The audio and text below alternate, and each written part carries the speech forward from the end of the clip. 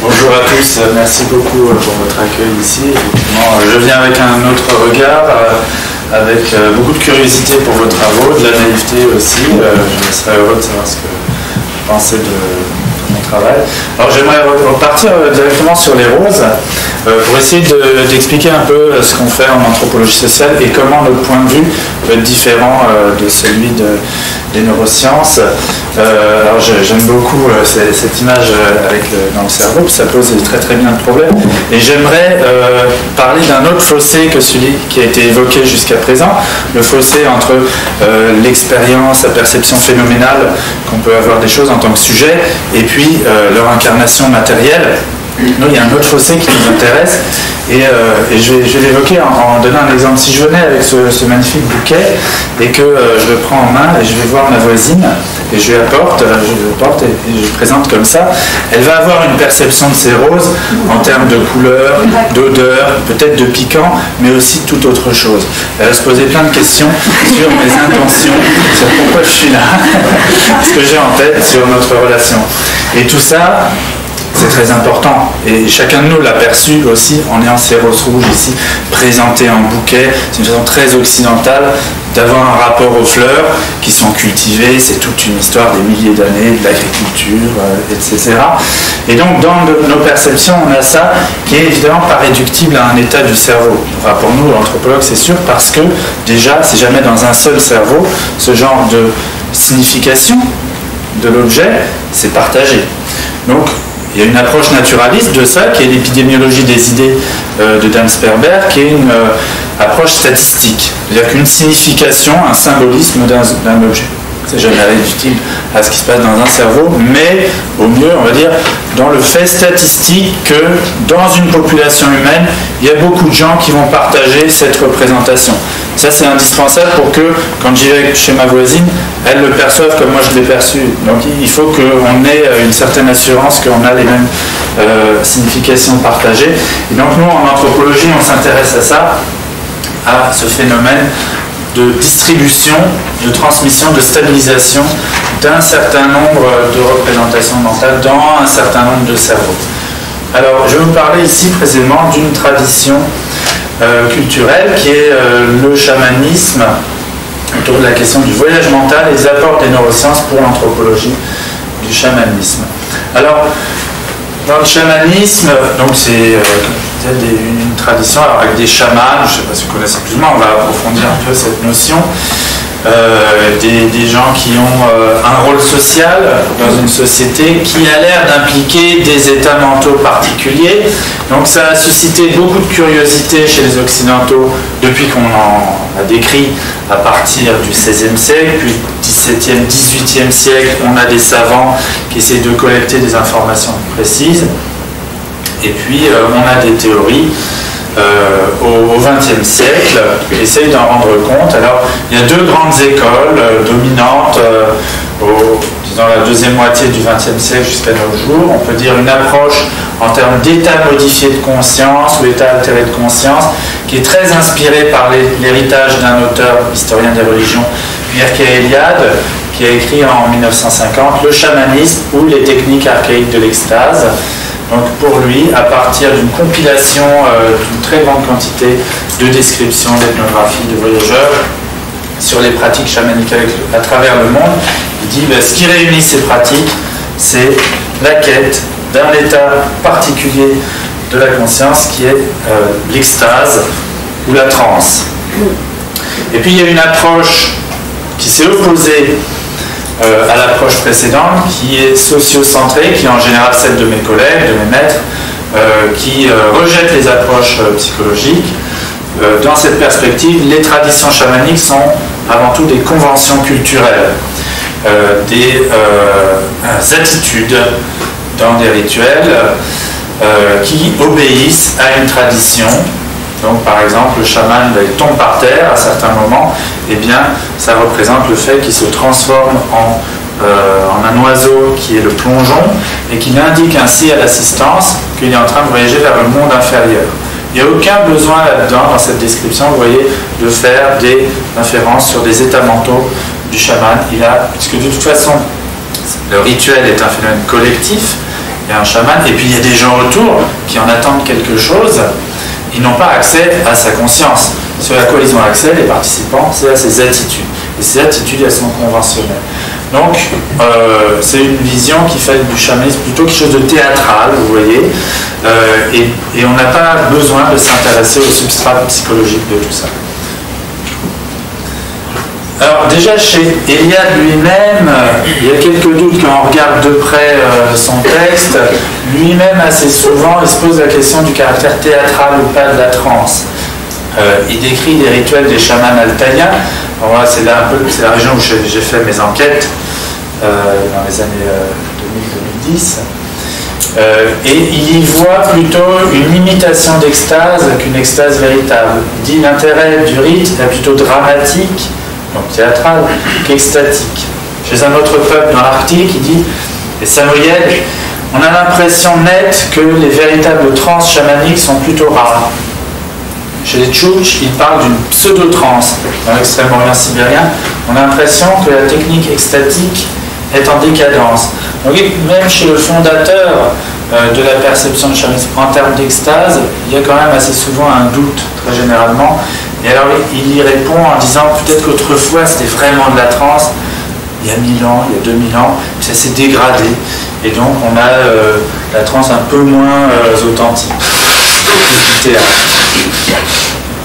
Alors, je vous parlais moi de mes enquêtes de terrain. Moi, j'ai travaillé en Sibérie du Sud, donc dans la République de Touva, au nord de la Mongolie, chez des gens qui sont éleveurs, là, vous voyez, éleveurs, chasseurs, c'est des éleveurs de petits bétail. Et en l'occurrence, ils avaient des problèmes dans la famille, des gens qui faisaient des cauchemars assez souvent, du bétail qui tombait malade. Donc ils ont fait appel à une chamane avec qui je me déplaçais, qui a ordonné un certain nombre d'actions pour préparer un rituel, notamment l'abattage ici d'un mouton qui est sacrifié. Et puis elle a entrepris d'abord des libations en direction des 4 points cardinaux, en direction des montagnes principales qui sont les entités protectrices de la famille. L'idée était pour la chamane de renouer les liens entre ces individus et les subjectivités, les consciences, puisque dans cet univers-là, la conscience ne se réduit pas du tout à l'humain, elle est distribuée chez les animaux, chez les végétaux, dans les pierres également, et puis dans les entités du paysage. Donc il s'agit de renouer le lien en faisant, en entreprenant des échanges, en rétablissant des relations sociales par des dons et des contre-dons. Ensuite, on s'est dirigé dans la forêt pour identifier un arbre qui sera l'arbre protecteur de cette famille, qui va servir d'intermédiaire entre la famille et les entités du paysage, avec de nombreuses offrandes, vous voyez, produites par la famille, du lait, du beurre, de la viande. Et puis là, elle entreprend un rituel qui consiste à invoquer, pour elle nouer un lien avec le ciel. Donc elle entre en conversation avec des entités célestes et faire venir un esprit céleste qu'elle appelait une princesse pour le faire descendre dans l'arbre et ensuite l'installer dans l'arbre pour que cet arbre devienne un intermédiaire avec le ciel et les paysages. Alors je pense que normalement on pourrait avoir le son. Je ne sais pas si vous avez une note à trouver pour moi. Peut-être que celui-là marche.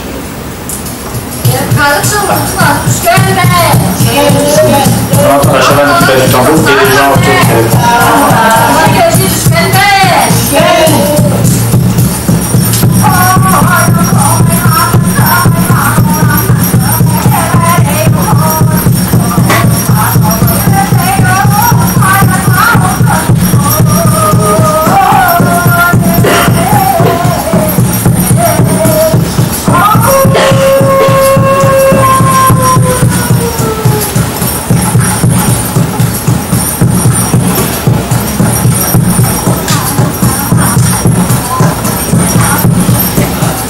Alors, vous avez entendu au début des questions et des réponses. La chamane demande aux gens est-ce que le bonheur est descendu.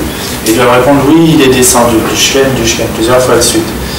Ensuite, elle continue de chanter, et puis vous avez entendu une imitation de hurlement de loup. Alors, c'est intéressant parce que aussi dans l'histoire de la connaissance du chamanisme, quand les premiers voyageurs ont rencontré ce genre de rituel, ils voyaient une dame, vous voyez, avec un costume très compliqué, qui est complètement désordonné, des fanfreluches partout, qui chante des chants bizarres, qui crie, qui hurle comme un loup. Bon, l'explication occidentale, c'était de dire c'est de la transe. Ouais. Ces gens qui ont une espèce de culte de la folie, d'états bizarres, anormaux, non culturels, non civilisés, sauvages. Donc on a appelé ça la transe. Ça a donné les théories sur la transe, l'extase. C'est vrai que nous, on est assez sceptiques, anthropologues, par rapport à cette notion, qui a quand même beaucoup de succès en Occident actuellement, et de plus en plus même paradoxalement. À mesure qu'en anthropologie, on a abandonné cette notion, elle s'est popularisée dans les perceptions, disons, grand public occidental du chamanisme, parce que nous, tout simplement, en apprenant les langues, on se rend compte que ce n'est pas des hurlements sauvages, c'est versifié, comme vous voyez, hein, là j'ai transcrit, c'est un très gros travail, parce que c'est très compliqué sur le plan linguistique, même pour les locaux, c'est difficile à comprendre parce qu'on a une syntaxe, un vocabulaire extrêmement particulier, des effets, les linguistes nous aident à comprendre ce qui se passe au niveau de la déixis, au niveau de l'énonciation. Donc imaginez, voilà, c'est des gens qui sont capables d'improviser des textes poétiques en vers, extrêmement riches. Il y a une très forte part ici de maîtrise et de contrôle, évidemment.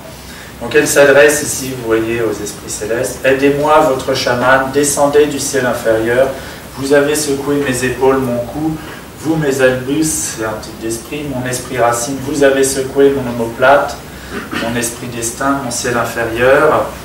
Uni à mon nombril, l'imprégnation de mon habile destin, maître de tout Vanor, mes dieux, descendez. » Ça paraît un peu obscur comme ça, mais quand on connaît, on fréquente, tout ça, c'est énormément de références culturelles. Vous avez secoué mes épaules, mon cou, par exemple. C'est une allusion à la crise par laquelle elle a passé, cette chamane, pour devenir chamane. C'est-à-dire qu'il y a un moment où les chamans, pendant l'adolescence, sont tourmentés, ont parfois des comportements bizarres, ils vont fuir en forêt, ils sont secoués dans tous les sens. Donc c'est une évocation là, autobiographique, mais qui est beaucoup plus que ça en réalité, puisque ces formules-là, je les trouve dans des chants relevés au XIXe siècle, dans une région voisine, dans le nord. Donc on a des stéréotypes ici culturels partagés. On est loin de quelque chose de sauvage, totalement improvisé. On est dans une transmission extrêmement stable d'une certaine vision de l'individu, de son histoire, qui intègre des ancêtres, d'où ce phénomène de continuité, puisque la parole du chaman n'est jamais sa propre parole uniquement, mais aussi celle des ancêtres, qui ont été chamans avant lui. Voilà, ensuite, les gens, vous voyez, attachent des rubans qui correspondent à leur signe astrologique, en fait, autour de l'arbre, et ils vont le faire régulièrement, et à la suite de ce rituel, eh bien, ils auront à mener des cérémonies régulières, familiales, autour de cet arbre, un peu comme nous, on se réunit devant le sapin de Noël. Hein. Il y a des liens historiques, hein, le fait de mettre des guirlandes sur le sapin de Noël, se réunir, tout ça. De façon saisonnière, il s'agit de traditions eurasiatiques extrêmement anciennes. On voit ici un peu le fondement religieux. Donc ce costume aussi qui est vu comme un espèce de truc sauvage avec des plans de loques en tous sens, c'est très organisé en réalité, on le comprend maintenant. Vous avez dans l'eau des plumes de rapace qui pour la chamane font un lien avec les entités du monde supérieur, avec les airs, les cieux, les habitants des cieux. Ensuite vous avez des plaques qui représentent ces omoplates, et puis des peaux de zibeline, une représentation de loup, des fois des griffes de loup. Tout ça met en rapport son propre corps, qui est représenté par les omoplates, son squelette, parfois il y a d'autres énigmes de squelette, avec le monde du milieu, c'est-à-dire le monde où nous habitons. Et puis plus bas, des serpents qui sont suspendus sous forme de tresses de rubans, et qui eux font le lien avec le monde inférieur. Le serpent habite à moitié sous terre, à moitié sous terre. Donc vous avez en fait une construction cosmographique extrêmement ordonnée sur ce costume. En termes d'expérience psychologique, les chamans Tuva revendiquent un certain nombre de choses. Premièrement, ils ne revendiquent pas tellement la transe. Et moi, j'en ai jamais vu en fait tomber en transe à la façon dont on voit des chamans occidentaux tomber en transe. Puisqu'il y a des occidentaux qui deviennent chamans, qui ont des pratiques. Il y en a même qui viennent en Sibérie, j'en ai vu. Et eux avaient un comportement de type transe qui étonnait beaucoup les Tuvas. Je n'avais jamais vu ça. C'est assez significatif. Alors eux, les chamans Tuva, ils vont parler beaucoup plus dans leur autobiographie, dans ce qu'ils racontent leur vie, de rêves très riches pendant l'enfance, extrêmement bien mémorisés, des visions spontanées de choses que les autres personnes ne voient pas dans l'espace immédiat. Par exemple, un chaman serait là, dirait j'ai vu un esprit qui est passé tout d'un coup par là, au milieu de nous. Il n'est pas du tout tombé en transe, le chaman, hein. Il l'a vu tout simplement, et nous, on n'a pas été capable de le voir. Dans la forêt, des âmes, des esprits, ou bien un chaman peut voir sur l'un de nous, il va te dire vous, je vois ton âme, elle est sur ton épaule, elle a quelque chose, il y a un problème, mais sans transe. Dans certains rêves, il y a ce phénomène de perception du corps de l'extérieur. Surtout dans la tradition Rakas, Yakout, les gens ont un rêve typique, assez stéréotypé. On a du mal à le concevoir, mais ça existe dans la plupart des sociétés humaines, des traditions oniriques. Parce que pour nous, le rêve, c'est quelque chose d'intérieur. La plupart des autres sociétés humaines, c'est quelque chose de social, le rêve. Et donc, il y a des rêves traditionnels qui sont faits par les gens, où pour devenir chaman, ils doivent se voir de l'extérieur, découpé, une espèce d'autopsie faite par des gens inconnus, des esprits, qui vous coupent en morceaux, vous ouvrent la poitrine, détachent la tête, et vous voyez tout ça, et ils extraient un os particulier, qui est un os chamanique, dans le squelette, et ça, pour le rêveur, ça veut dire qu'il est authentifié comme chaman. Et ensuite, pour l'entourage, en entendant ce récit, on va se dire, ah ouais, ben là, il a été reconnu comme chaman parce qu'il a fait ce rêve particulier. Avec plein d'autres éléments, avec aussi un comportement, des visions, des prédictions, des divinations qui vont s'avérer véritables. C'est comme ça que petit à petit l'entourage va reconnaître un enfant ou un adolescent comme un chaman potentiel. Voilà, ça c'est ce qui se passe de façon spontanée dans la vie quotidienne. Et puis il y a le rituel, si ce personnage il est reconnu effectivement comme ayant le talent de chaman, eh bien on va lui remettre des objets. Un costume, un tambour, qui vont lui permettre d'entrer dans une activité sociale de praticien. Et au cours des rituels, dans ce cas-là, ça va être des visions beaucoup plus dirigées, dans la mesure où il s'agit par exemple de voir les esprits du ciel, dont il était question dans le rituel précédent, de voir des âmes, d'entretenir des relations avec elles au bon moment, quand il y en a besoin. Donc là, il faut une forme de capacité de maîtrise du chaman sur ces visions. Mais il y a toujours en même temps un aspect spontané, dans la mesure où il va y avoir des imprévus. Le chaman fait un voyage à travers les ciels, donc il suit un itinéraire conventionnel, programmé, premier ciel, deuxième ciel, etc. Et tout d'un coup, dans le troisième ciel, il y a un démon qui apparaît, le chaman a l'air surpris, il se passe des choses. Je crois qu'il y a de la... Enfin, la question est un peu oiseuse, mais on ne peut pas repousser la possibilité qu'effectivement il y ait un surgissement d'images non prévues et spontanées par lesquelles le chaman peut être envahi, mais il doit arriver à les maîtriser. Donc il y a une sorte de, vous voyez, d'équilibre entre direction des images et spontanéité. Voilà. Il y a aussi des perceptions auditives, tactiles, olfactives particulières, hein, différentes de l'ordinaire, mais les chamans insistent beaucoup plus sur la vision, l'aspect visuel. Ça va être plutôt des profanes, des non-chamans qui vont évoquer « j'ai senti quelque chose de lourd sur mon épaule », peut-être que c'était un esprit, « j'ai senti une odeur bizarre dans la steppe », peut-être qu'il y avait des esprits. Les chamans se distinguent en disant « moi j'ai pas juste senti, j'ai vu ». Là ça fait la différence entre chaman et profane. Alors, il y a un auteur que je trouve très intéressant, un psychologue qui travaille sur l'imagerie mentale, qui s'est intéressé aux traditions culturelles chamaniques en proposant une hypothèse. C'est dans cet article.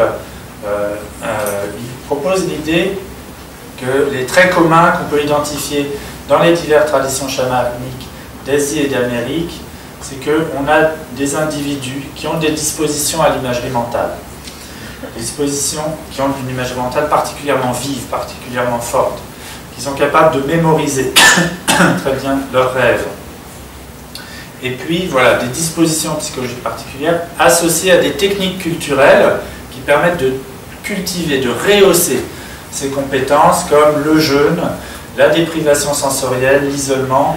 Et dans tout ça, la transe, ça va être juste une technique parmi d'autres et pas une fin en soi, une technique, alors les psychotropes, d'autres choses, qui vont permettre de rehausser au maximum l'imagerie mentale. Mais on a un continuum d'états psychologiques extrêmement variés, de l'ordinaire à des choses plus... Sur l'imagerie mentale, du coup, je me suis intéressé à ça. Je retiens qu'elle a un aspect idéomoteur. L'imagerie mentale, elle active nos facultés motrices.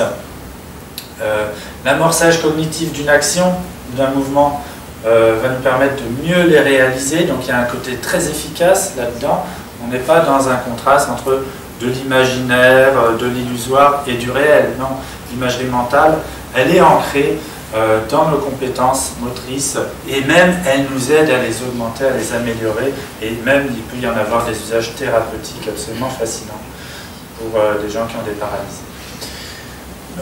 Il y a un aspect intéressant, c'est le fait que dans notre imagerie mentale, on peut se projeter soi-même, composer mentalement des modèles situationnels dans lesquels on peut se voir agir. Tout simplement, et vous imaginez vos prochaines vacances, vous imaginez en train de faire du surf ou de l'alpinisme dans les montagnes avoisinantes. Bon, ben là, vous manipulez un double de vous-même, vous le projetez dans les modèles mentaux. Apparemment, il y a une base neurale de ce double qui est dans la jonction temporopariétale. C'est Berthoz qui a rappelé ça. Bref, notre capacité à nous immerger dans l'imaginaire, eh bien, elle a pour fondement notre capacité à nous engager dans le monde, et ce qui m'a amené donc aussi à une discussion un peu philosophique de notre dualisme ontologique entre imaginaire et réel, qui est très particulier à nos sociétés, qui est historiquement construit. Ça vient des Grecs, hein, on le voit très bien. Les Grecs s'isolent dans le monde méditerranéen par rapport aux sociétés voisines, par rapport à la Mésopotamie, dans leur rejet de l'image mentale, et le texte d'Aristote là-dessus, c'est une illusion. L'imagerie mentale, et le rêve, avant même les philosophes, le rêve dans la Grèce archaïque est vu comme quelque chose, le monde des rêves est séparé du monde du réel. Et là, il faut quand même prendre conscience, dans beaucoup d'autres sociétés, le rêve, au contraire, nous donne un accès à des aspects importants de la réalité, auxquels on n'a pas accès simplement par la perception. Alors, être dans la Lune, on appelle ça, le fait d'avoir des tendances au voyage mental, sur le monde des travaux de psychologie, c'est que c'est quand même très très important dans notre vie mentale. 50% de notre vie mentale éveillée est consacrée à des situations en dehors de l'ici et du maintenant, ce qu'ils appellent mind wandering. Souvent, dans les cultures occidentales, c'est plutôt condamné. La rêverie, être dans la Lune, c'est de la distraction, c'est du manque de concentration, ça peut être pathologique, même on va soigner des enfants qui en souffrent trop par voie médicamenteuse. C'est très particulier. Dans d'autres sociétés, être dans la Lune, c'est quelque chose de positif. Mais on va pousser l'enfant à aller de plus en plus dans la Lune, on va se réunir autour de lui pour le voir aller dans la Lune. C'est le cas chez les Inuits, c'est une des tâches des chamans inuits, d'aller dans la Lune pour négocier les relations entre la communauté et la Lune. Et alors du coup, d'un point de vue évolutionnaire, ça pose un peu problème, cette tendance des humains à être 50% du temps en dehors de l'ici et maintenant, parce que ça a des coûts, évidemment. On va avoir des accidents de voiture, on va rater la station de métro où on veut descendre. Donc il y a des coûts évidents. Comment expliquer ça, cette tendance? Alors déjà, il y a dirait toutefois des neurosciences d'imagerie cérébrale qui ont tâché de montrer la base neurale de cette disposition à sortir de l'ici et maintenant. C'est le réseau du mode par défaut. Alors, moi je trouve ça intéressant parce que ça renverse le point de vue qu'on a sur l'activité du cerveau, où on a tendance à considérer quelqu'un qui est regard vide, qui n'interagit pas avec nous, bah, il est éteint. C'est-à-dire, ça s'est éteint. Et en fait, les neurosciences montrent qu'au contraire, il y a plein de zones qui s'allument. Et donc, on est dans l'activité, c'est peut-être même le mode par défaut. Un des aspects d'un point de vue là plus phénoménologique, le contenu de la rêverie important, c'est le voyage mental. Le voyage mental dans le temps, on s'aperçoit que très souvent, ben, ces moments où on est en dehors de l'ici et maintenant, on les consacre à s'éloigner pour aller dans le passé, en voyageant dans nos souvenirs ou dans l'avenir, en construisant des projets, en pensant à notre prochain entretien, à nos vacances ou le dîner qu'on va préparer. Et on fait sans arrêt des allers-retours entre le passé, et le présent et le futur. Alors, des questions qu'on peut se poser ici d'un point de vue anthropologique, à partir de ces données-là, c'est d'où ça vient, d'où viennent ces capacités humaines au voyage mental, quelle est leur fonction, à quoi ça sert, étant donné que c'est quand même coûteux, d'un point de vue évolutionnaire. Et puis, d'un point de vue vraiment social, là, qu'est-ce que nos diverses sociétés humaines, elles font de ces dispositions mentales extraordinaires, partager les humains, quels usages sociaux elles en font. Alors, sur les fonctions, en lisant les spécialistes qu'on voit, ce qui est proposé, c'est le voyage dans le temps, eh bien, il permet de la continuité de la subjectivité, le fait qu'on puisse se servir de nos souvenirs pour éviter les erreurs passées, permet de planifier des actions, évidemment. L'action même, c'est le fait d'avoir un comportement qui est guidé par de l'imagerie mentale, par des modèles situationnels dans lesquels on s'était projeté à l'avance et qu'on veut réaliser. Ça permet aussi de voyager dans l'esprit des autres. Là, il y a un lien avec ce qu'on appelle la théorie de l'esprit, mais d'un point de vue assez ici, l'empathie, la capacité à écouter un récit et à se représenter mentalement ce que nous raconte notre copain sur une mésaventure qui lui est arrivée, à s'y projeter et en plus à en être ému. Donc du coup à avoir de l'empathie. Et ça c'est capital dans la communication. Donc certains théoriciens pensent que l'imagerie mentale a dû se développer en même temps que le langage. En tout cas c'est corrélé. Donc voyager dans l'esprit des autres. Et là voyager dans les mondes non humains, quelque chose que j'ai proposé, qui m'a plus intéressé à partir de travaux de psychocognitifs sur la façon dont les enfants perçoivent les animaux, comment la théorie de l'esprit s'applique aussi aux animaux. Et ça, c'est un point intéressant d'un point de vue évolutionnaire, je pense, puisqu'on sait que notre esprit s'est développé dans un contexte qui n'est pas du tout celui dans lequel on est actuellement. On est dans des espaces complètement anthropisés avec énormément d'humains autour de nous. Notre esprit s'est formé au Pléistocène, dans des environnements où il n'y avait pas beaucoup d'humains et énormément d'interactions avec des êtres non humains. Et là, l'imagination, elle apparaît comme une dimension capitale de notre rapport au milieu vivant. Évidemment, pour chasser, il faut comprendre le comportement de l'animal. Ici, on a fait un piège pour attraper un mammouth. Il a fallu le faire au bon endroit, donc avoir observé les habitudes du mammouth, ses goûts, ses dégoûts, ses craintes, son comportement. Donc se projeter dans la tête du mammouth pour percevoir le monde d'un point de vue de mammouth. Ça permet de faire un piège. Et en plus, il faut le partager. Ça, c'est la dimension essentielle de l'imagination humaine. Elle est socialisée, on la partage. Certainement que d'autres animaux ont des capacités au voyage mental.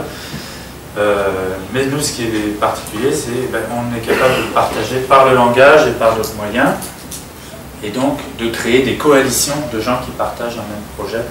Et ça, il est bien probable que ça a contribué beaucoup au succès de l'espèce humaine. Le pistage, c'est aussi quelque chose dans les techniques élémentaires de chasse qui mobilise très fortement l'imagination. Derrière ces empreintes, vous voyez de gauche, eh bien, Un bon chasseur, il est capable de se représenter l'animal qui les a produits. Ici, un renne. C'est des photos que j'ai prises en Sibérie. Les empreintes, hein, pas les loups en l'occurrence. C'est des empreintes de loups. Et donc, pour les gens qui m'accompagnaient, il y avait plein d'informations à lire dans ces empreintes sur qu'est-ce que faisaient les loups, qu'est-ce qu'ils avaient eux-mêmes en tête, qu'est-ce qu'ils voulaient rattraper des rennes, quelle stratégie ils avaient. Bref, ces chasseurs se projetaient dans la tête des loups. Et même, on peut avoir des effets réflexifs assez complexes, des représentations sur les représentations du loup concernant les rennes, voire les représentations des rennes sur leurs objectifs, leurs intentions, etc. Alors, dans mon travail, pour essayer de comprendre les usages sociaux de l'imagination, j'avais besoin d'outils pour distinguer différents types d'imagination. Et notamment, alors j'ai distingué entre une imagination exploratoire et une imagination guidée. Déjà, l'imagination en général, on peut la définir comme une capacité à concevoir des situations différentes de l'ici et maintenant et à s'y immerger. On parlait aussi de perception non sensorielle. Alors, une imagination exploratoire, c'est une imagination qui va consister à interpréter des signes.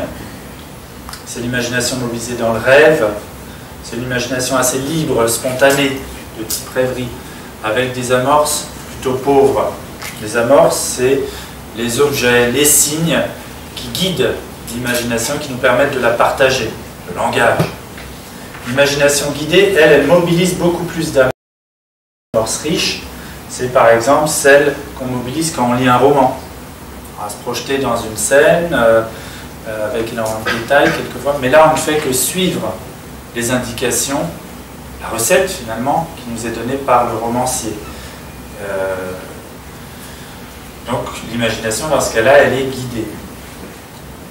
Voir un film, l'imagination est encore plus guidée, puisque là on a les images mêmes, les sons, tout ça, la voix des personnages qui nous sont produits. Et puis on a des technologies d'imagination de plus en plus invasive. On pensait à la 3D, la réalité virtuelle. Si on prend l'humanité, l'évolution sociale des humains sur le long terme, ce que fait André Lecroix-Gourand, on voit qu'on a une progression de techniques de guidage de l'imagination de plus en plus invasive, mais ça ne doit pas nous obliger à oublier que dans beaucoup de sociétés, il y a des formes d'imagination partagées qui peuvent être beaucoup moins guidées par des amorces invasives. Et j'ai en tête ce dont je vous parlais, les traditions oniriques. Là, oui. Alors, juste, mais du coup, si on, pour l'imagination guidée, pour ça devient sensoriel, non? Puisqu'on voit. C'est ça, vous avez beaucoup plus d'amorces sensorielles. Alors, ça ne devient pas entièrement sensoriel parce qu'on n'est pas. Le cerveau travaille quand on regarde un film. On doit compléter. Il y a des sauts, il y a des effets qui nous obligent à nous projeter dans la tête des personnages, à éprouver des choses sur le plan émotionnel. Donc on est actif. C'est pas comme si on dormait quand même. Mais on est actif, mais de façon très guidée. C'est pas la même chose que vivre un scénario soi-même sous forme d'un rêve ou d'une rêverie, où là on doit tout reconstruire. Du coup, voilà, j'ai distingué ces différents types, guidée, exploratoire, et puis aussi imagination contemplative et imagination agentive, en posant là la question de qu'est-ce que le sujet qui imagine, il s'accorde comme place dans les scènes imaginées. Quand c'est contemplatif, écoutez un récit, lire un roman. Vous lisez une description d'un dîner chez la duchesse de Guermantes par Marcel Proust, vous n'intervenez pas vous-même dans le dîner, vous ne pouvez pas prendre la parole. Donc c'est plus contemplatif. Alors que agir en rêve, ou même jouer dans un jeu vidéo, là ça va être plus actif puisque le sujet il est présent dans les scènes imaginées. Voilà, alors ça c'est des critères qui m'ont été utiles pour aborder ensuite des grandes traditions, je vais vous montrer maintenant, à travers le monde circumpolaire, l'Asie du Nord, l'Amérique du Nord, voir comment des sociétés vont mobiliser l'imagination de leurs membres. Et il y a une tradition très intéressante, la tente sombre, qui sert d'antichambre du rêve. C'est un rituel dans lequel les gens se réunissent dans une tente sombre, opacité, obscurité totale, et puis il y a un chaman, il est ligoté, il ne doit pas bouger, tout le monde est dans le noir, et tout d'un coup on va entendre des bruits, des grognements, une agitation, des hurlements, des cancanements de canards, et des paroles aussi, avec une grosse voix, c'est l'ours. Et les gens, à ce moment-là, peuvent en profiter pour discuter avec l'ours. Donc c'est très animiste, c'est un moment où les chasseurs vont être dans une situation où ils peuvent dialoguer avec les subjectivités de leur environnement, avec les âmes des animaux qui leur servent de nourriture. Je ne vais pas développer sur l'animisme, mais c'est un mode de relation où le chasseur, eh bien, il traite le gibier comme des personnes. Et donc il y a des moments où on les tue et il y a des moments où on leur parle. C'est toute la complexité, les paradoxes de l'animisme. Et la tente sombre permet ça. Il y a aussi la consommation de la manite tumouche, qui est un champignon hallucinogène, rehausser l'imagerie mentale et les rêves aussi.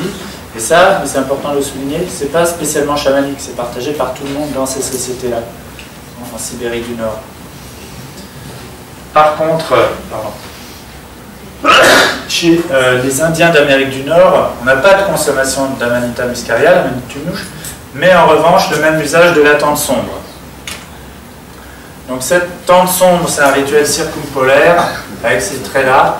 On est dans l'obscurité, donc d'un point de vue psychologique, ça veut dire déprivation sensorielle, des amorces pauvres, il n'y a pas de visuel ici, mais il y a de l'auditif. Le chaman, il est contraint, il est parfois ligoté, ça permet une discussion de chacun avec les esprits, et puis il n'y a pas de scénario, c'est très libre, il y a énormément de spontanéité, on ne peut pas savoir ce qui va se passer, c'est vraiment une performance.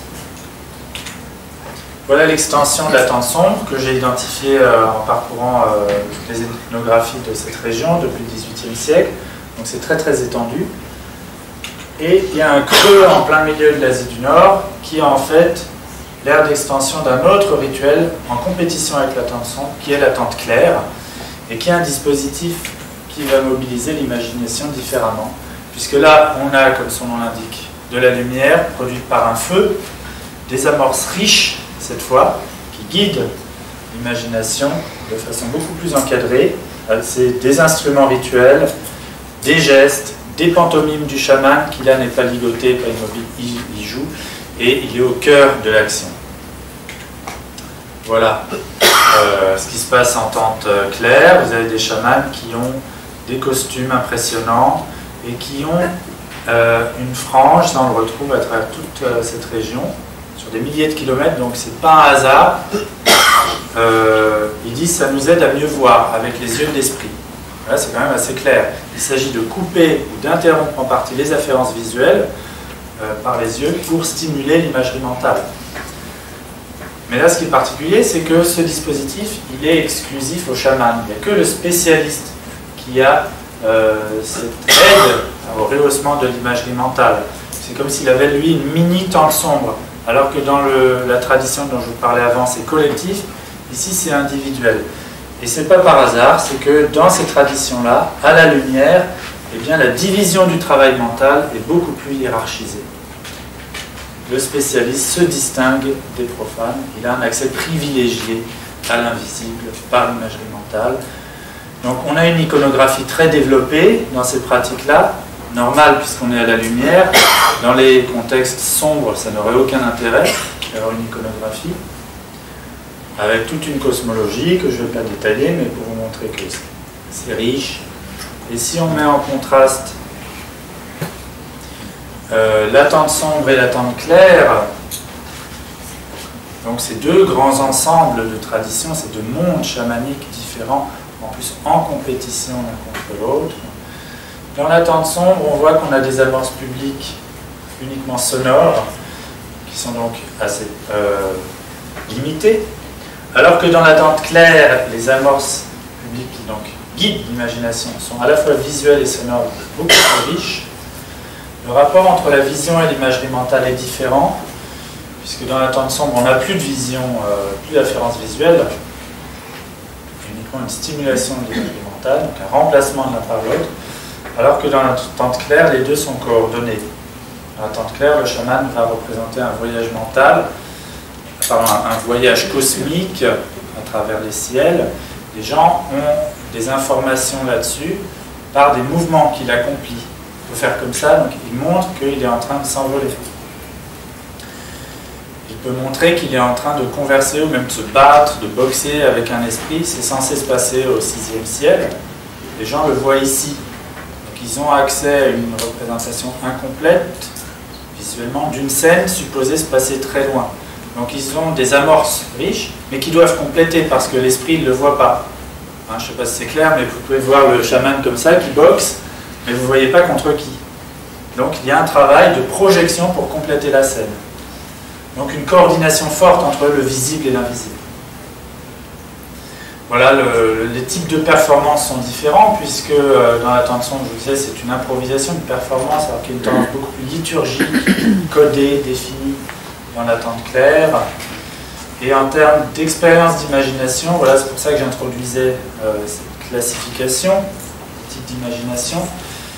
L'imagination à l'attente sombre est beaucoup plus pour le public exploratoire, parce qu'il y a un aspect improvisé, et agentive, parce qu'eux-mêmes participent, eux-mêmes vont causer avec l'esprit ours, avec l'esprit de la montagne, d'une façon dyadique, en direct.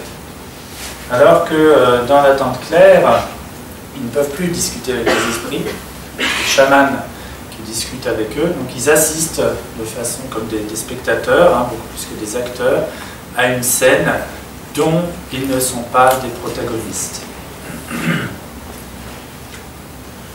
Alors pour conclure, moi ce que j'ai retenu de ce que j'ai pu lire des neurosciences sur le voyage mental, elle nous montre que le voyage mental fait partie de l'activité normale du cerveau.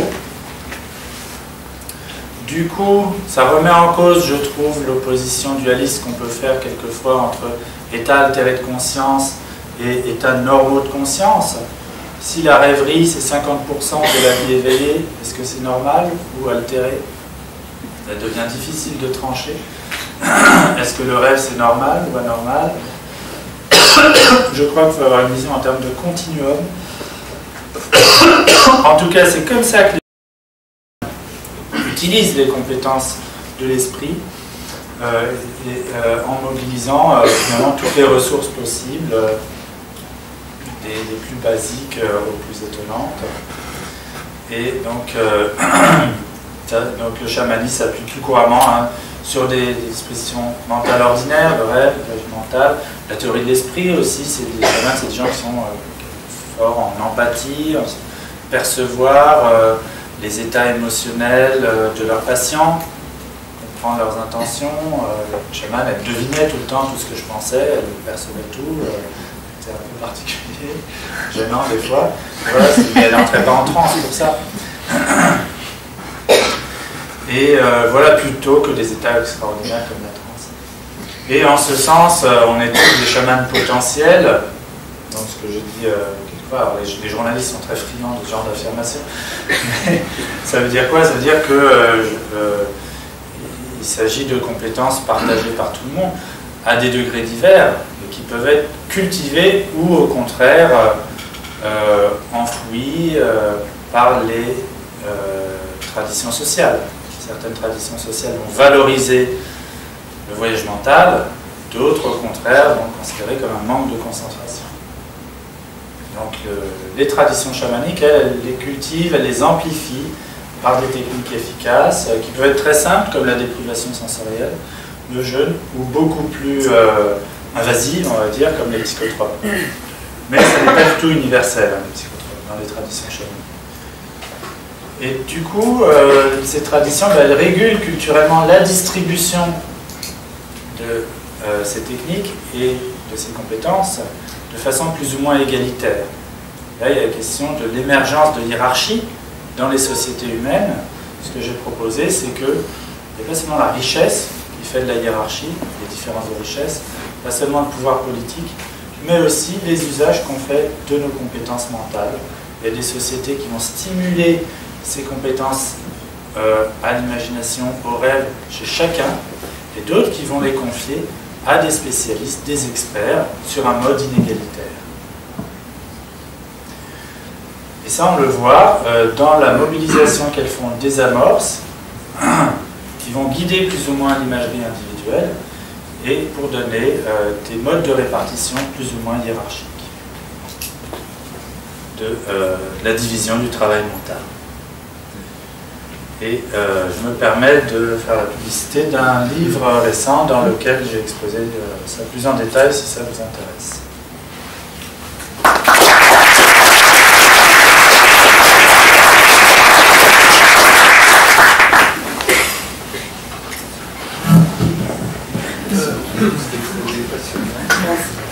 En fait, vous expliquez très bien donc, que ce chaman, en fait, ces chamans ont des capacités d'imagerie mentale qu'ils cultivent, ils sont peut-être, ils ont une prédisposition. Oui. Est-ce qu'il y a eu des études, justement, comme on fait pour les grands pratiquants de la méditation, est-ce qu'il y a eu des études de neuroimagerie pour aller voir, effectivement, s'il y a des circuits plus activés chez ces individus, même au niveau de repos, quoi. À ma connaissance, non. Hein, curieusement, ça n'a pas été fait, et ça serait vraiment intéressant. Alors, il y a le travail de ce Knoll, mais qui est basé uniquement sur ses lectures de l'ethnographie.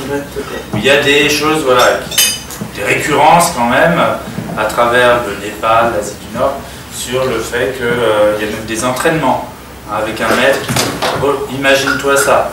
Pas dans ces termes, imagine, mais tu vois ça. Ensuite, tu vois ceci. Dis-moi, tu vois un arbre. Combien tu vois de feuilles dessus, etc. On voit très clairement que là, qu'il y a une culture de cette imagerie.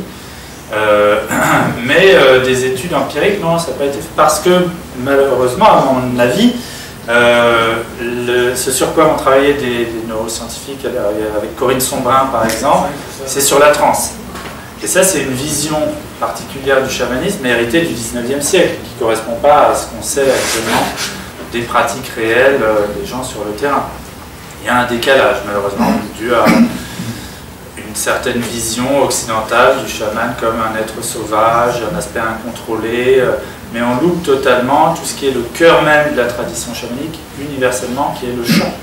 C'est des transmissions de chants, des chants qui peuvent être très longs, très complexes.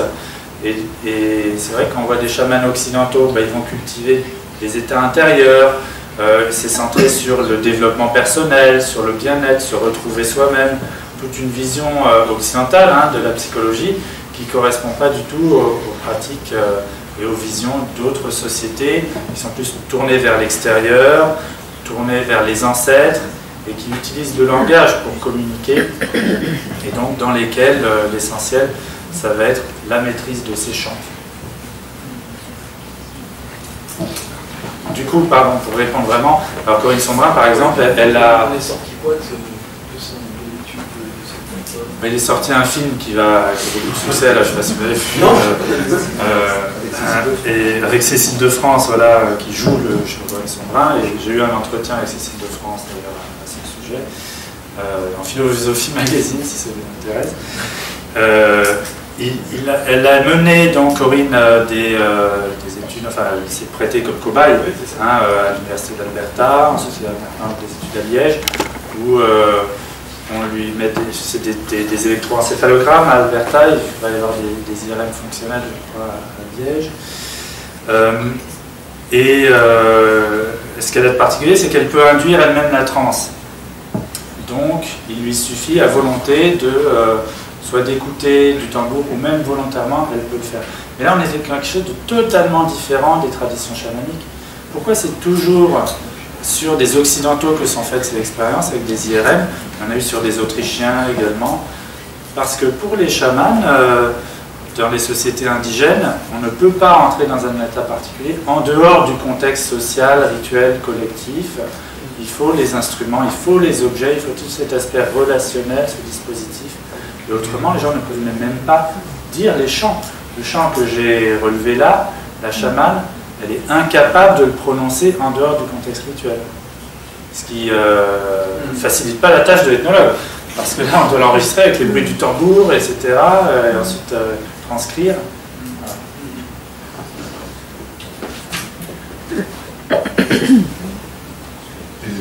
Justement, je trouvais cette opposition entre l'approche socio-centrée qui considère que c'est des conventions situationnelles, partagées, et une approche plus auto-centrée, type état de conscience, type Sandrin, et peut-être un point de vue un peu artificiel, oui. Parce que de toute façon, cette conception occidentale de la transe, c'est ce qu'a Corinne Sandrin dans la tête.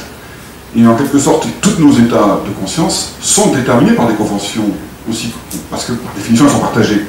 Donc, l'antinomie, je trouve elle un peu artificielle, dans la mesure où les deux fonctionnent. Oui, oui, vous avez raison. C'est différent chez Corinne Sandrin et chez de Shanahan. C'est deux états de conscience différents, mais l'état de conscience de Corinne Sandrin, elle est aussi conventionnelle, mais de manière occidentale. Oui, vous avez tout à fait raison. D'abord, oui, ce dualisme que je montrais au début, moi, mon but, c'est d'essayer de le dépasser, en évitant ces deux pièges de dire soit c'est des trucs, des états mentaux extraordinaires, soit il n'y a aucun état mentaux, c'est juste du théâtre. Je pense qu'il y a des états mentaux qui ne sont pas forcément extraordinaires, qui sont assez ordinaires, et ça les rend plus intéressants. Ça nous pose des questions sur nos usages sociaux du voyage mental, du rêve, de la rêverie, des trucs accessibles à tout le monde, que nous, on considère un peu comme un rebut, je veux dire, dans les usages sociaux qu'on en fait. Et vous avez raison à un niveau réflexif, oui, là, supérieur, qui est de dire, c'est vrai que Corinne Sandrin, elle cherche quelque chose, elle cherche à cultiver un état qui pour elle est le chamanisme, et j'en ai discuté récemment avec elle, elle reconnaît de plus en plus qu'en fait, c'est pas vraiment le chamanisme mongol, en fait, ce qu'elle fait, c'est quelque chose de nouveau, qui est occidental, et qu'elle a envie de partager, et donc elle veut transmettre, donc elle fait des réunions, elle a créé des dispositifs pour permettre aux gens d'entrer en transe, ce qu'elle appelle la transe, qu'elle a construit en fait, par des enregistrements de tambour, elle voit que c'est efficace, elle a créé un truc qui va être partagé socialement, c'est sûr. Merci pour la conférence. C'est une question de détail en fait, mais vous utilisez le concept d'imagination, ça semble être un concept important et qui désigne, si je comprends bien, donc, cette notion très générale de voyage mental. Et ça me semble impliquer, enfin, recouvrir des choses très différentes en réalité. Le voyage mental dans le temps, c'est une chose, mais ce qu'on appelle le mind reading, c'est encore autre chose. C'est-à-dire qu'il peut y avoir du mind reading qui n'est pas de l'ordre de la simulation mentale, mais qui est de l'ordre de la perception. D'ailleurs, vous avez vous-même utilisé à certains moments le terme de perception. On perçoit les intentions d'autrui. Donc, comment est-ce que vous feriez la distinction? Est-ce que vous tenez absolument à dire que, par exemple, détecter les intentions d'autrui, ça suppose d'effectuer quelque chose comme une simulation mentale du point de vue d'autrui? C'est ça votre position là-dessus? Non. Vous avez un concept, disons, plus lâche d'imagination qui en fait intègre quelque chose comme de la perception, c'est-à-dire on perçoit les dispositions psychiques d'autrui, on n'a pas forcément à simuler ces dispositions-là pour les comprendre. C'est la question de l'articulation entre théorie de l'esprit, je pense, et l'empathie. Je pense que, effectivement, dans la théorie de l'esprit, on n'a pas besoin de se créer des modèles mentaux de façon complexe. Il y a un côté presque réflexe, quoi. Si je fais une tête comme ça, on voit tout de suite l'intentionnalité dans la compréhension du langage. Ça se passe très très vite sans mobiliser d'imagerie mentale. Mais il y a des moments où, au contraire, on va aller un peu plus loin dans la lecture de l'esprit d'autrui, quand on a de l'empathie justement, quand quelqu'un de proche nous raconte un deuil, quelque chose comme ça, on va se représenter toute une scène qui nous décrit, etc. Et ça permet d'approfondir les relations sociales. Donc c'est quelque chose de différent, qui est plus riche, et qui est plus mobilisé, je pense, dans ce qui va être théorie de l'esprit avec les non-humains. Parce que là, on est moins dans quelque chose de direct. Autant dans le langage d'intentionnalité, on a tous les dispositifs pour y avoir accès, parce que c'est notre espèce. Mais lire l'esprit d'un chien, d'un sanglier, d'un cerf, là, il faut déjà beaucoup plus se projeter, beaucoup plus construire des modèles mentaux, en essayant de voir qu'est-ce que c'est que son monde, quelque chose de beaucoup plus exploratoire. C'est le sentiment que j'ai de façon un peu intuitive.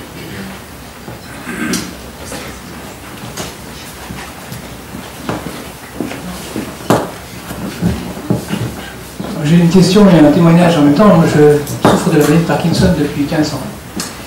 Et il y a 15 ans, j'ai vu nos grands maîtres ici qui m'ont dit tu parles de la dopamine, dans 10 ans on fait des électrodes, ça ira bien. Et puis tu peux faire du tango. J'ai abordé le tango de manière corticale. Ça n'a pas du tout marché. Et il y a 5-6 ans, j'ai rencontré un danseur de danse contemporaine avec qui j'ai eu une expérience extraordinaire. C'est-à-dire qu'effectivement, quand on accepte de rentrer dans la danse contemporaine avec les rythmes et de se mettre en phénomène de transe, et bien on bouge presque normalement. Et si je suis là, c'est qu'effectivement, je pense que c'est pas assez étudié, c'est pas... J'ai aussi une expérience de méditation. Voilà, qu'est-ce que vous pensez de tout ça? Il n'y a pas assez d'études et qui peut faire ces études? Je crois qu'il y a un intérêt de plus en plus vif pour ce genre d'expérience, pour des thérapies alternatives qui vont pouvoir emprunter certains éléments à d'autres traditions, la méditation, le yoga, c'est évident, le zen, enfin, le chamanisme, ça commence. Et c'est vrai qu'une des idées de Corinne Sombrin, c'est qu'on pourrait avoir des usages thérapeutiques de la transe. Mais moi, comme anthropologue, mon rôle, c'est de dire ça, c'est des usages occidentaux qui peuvent être efficaces, et c'est vraiment tant mieux, mais les choses se passent différemment. En tout cas, elles ont un contexte culturel tout à fait différent dans les traditions autochtones. Mais je ne suis pas compétent pour parler de l'efficacité thérapeutique. D'accord avec vous, dans l'idée que, quand vous dites qu'il faut... Au départ, on essaye d'expérimenter des phénomènes de transe, et après, ça devient naturel. C'est-à-dire qu'on n'a plus besoin de se remettre en transe pour que ça marche.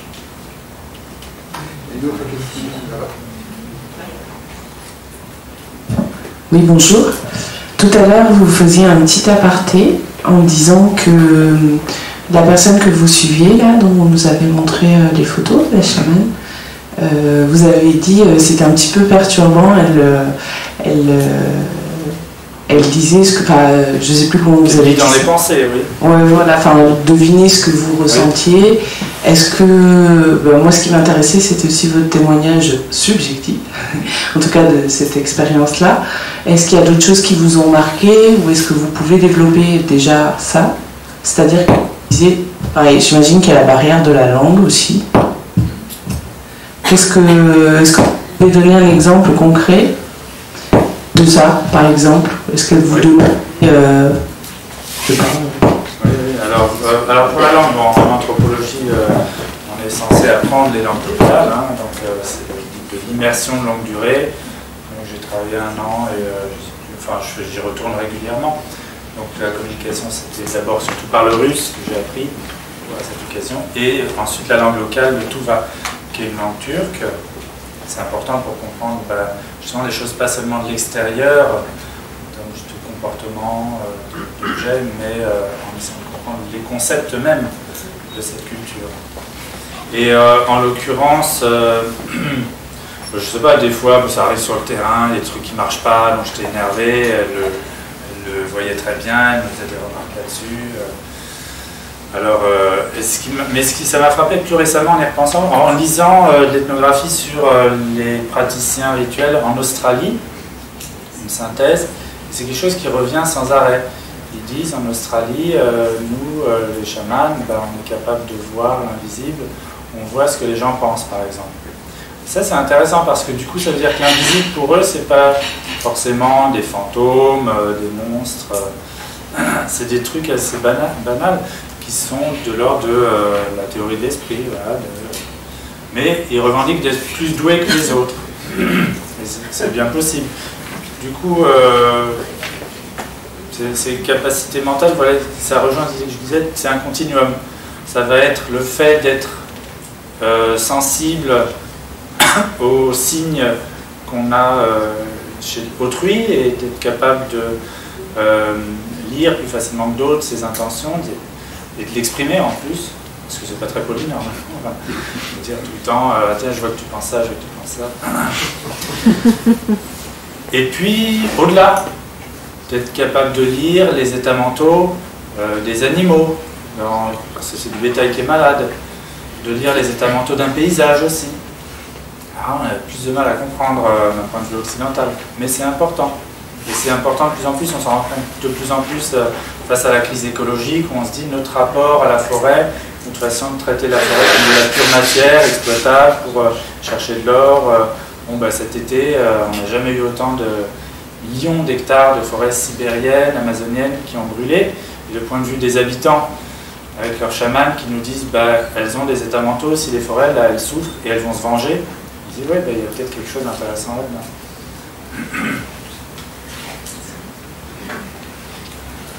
Merci beaucoup. Merci.